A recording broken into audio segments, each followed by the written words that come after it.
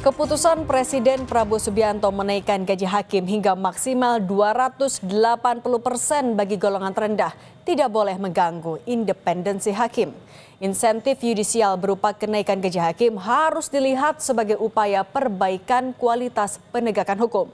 Inilah catatan Kompas TV, gaji dinaikkan Presiden, hakim harus makin independen.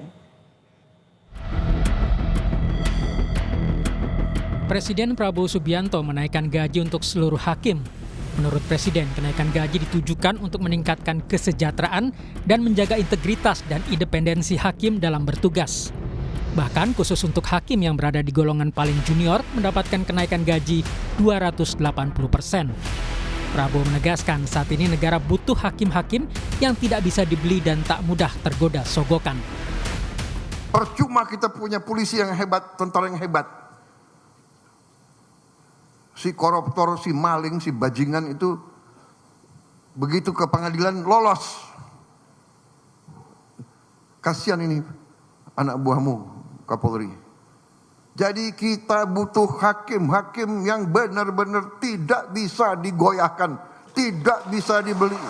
Kenaikan bervariasi sesuai golongan, di mana kenaikan yang tertinggi mencapai 280%.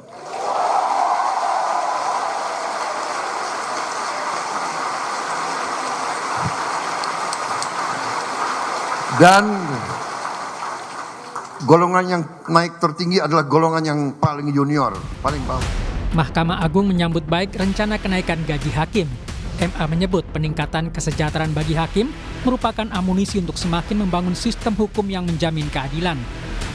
Namun dengan kenaikan gaji, pimpinan MA mengingatkan agar hakim menghindari hedonisme dan gaya hidup mewah. Dengan peningkatan gaji hakim tentunya pimpinan Mahkamah Agung menggarisbawahi dan mengingatkan kepada para hakim seluruh Indonesia untuk menghindari hidup hedon, ya, hidup yang berlebihan, hidup yang bermewah-mewah, ya, kemudian tidak melakukan perbuatan tercela yang dapat mencoreng institusi. Berdasarkan Peraturan Pemerintah Nomor 44 Tahun 2024, gaji hakim paling rendah atau golongan 3 dengan masa kerja 1 tahun berkisar Rp2.785.000 hingga Rp3.154.000. Sementara hakim golongan 3 dengan masa kerja 5 hingga 6 tahun sebesar Rp3.057.000 hingga Rp3.461.000.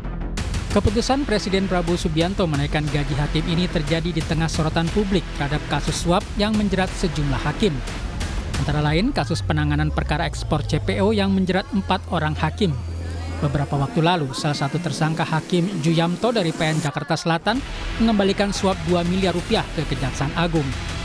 Kasus korupsi juga menjerat mantan pejabat Mahkamah Agung Zarof Rikar.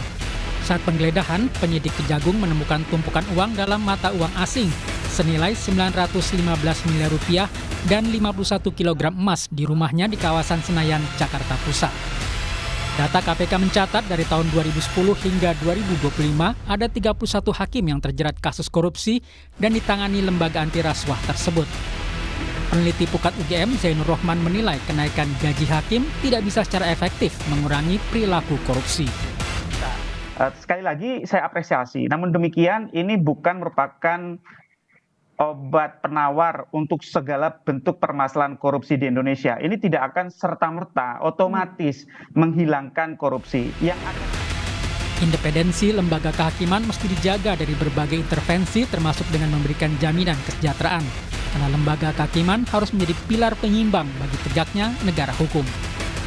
Tim Liputan Kompas TV. Tambahan penghasilan resmi para hakim diharapkan bisa meningkatkan profesionalitas dan independensi hakim. Kekuasaan absolut kehakiman dalam memutus perkara tidak boleh lagi jadi barang dagangan. Praktik jual beli putusan perkara di pengadilan harus disudahi. Sistem peradilan hukum di Indonesia melibatkan pengadilan, kepolisian, kejaksaan, dan lembaga pemasyarakatan. Keempat lembaga saling terkait dalam menjaga reputasi, kredibilitas, dan keadilan dalam hukum. Perbaikan penegakan hukum tidak bisa hanya bertumpu pada hakim, tapi juga jaksa, polisi, dan otoritas lembaga pemasyarakatan. Karena itu, Presiden tidak boleh berhenti hanya di sisi kehakiman jika ingin memperbaiki wajah hukum di Indonesia. Presiden juga harus memastikan rencana kenaikan gaji hakim bisa terlaksana, tidak justru menimbulkan kebingungan, khususnya dalam ketersediaan alokasi anggaran. Kenaikan gaji tidak boleh membuat posisi hakim terbebani, harus tetap independen, termasuk di hadapan Presiden, karena sejatinya seorang hakim bekerja atas nama Tuhan demi tegaknya keadilan hukum.